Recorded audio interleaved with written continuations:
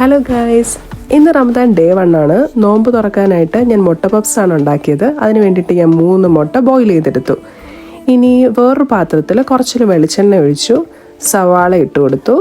അത് നന്നായിട്ടൊന്ന് ഫ്രൈ ആയി വന്നപ്പോഴത്തേക്കും കുറച്ച് പച്ചമുളക്, ജിഞ്ചർ ഗാർലിക്, ഇനി കുറച്ച് ഉപ്പിട്ടിട്ട് ഞാൻ നന്നായിട്ട് അതിനെ ഒന്ന് സോട്ട് ചെയ്തെടുത്തു.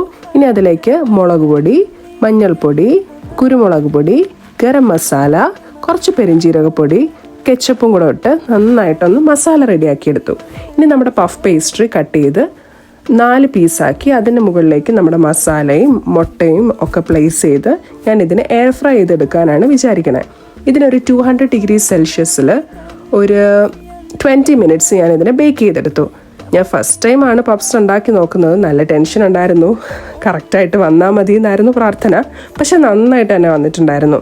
അപ്പോൾ എൻ്റെ ഫസ്റ്റ് നോമ്പ് ഉഷാറായിട്ട് പോയി. അതിൻ്റെ കൂടെ ഒരു ചായയൊക്കെ ഇട്ട് ഞാൻ എൻജോയ് ചെയ്ത് കഴിച്ചു. ഇനിയിപ്പോൾ നാളത്തെ നോമ്പിന് കാണാം. ബൈ.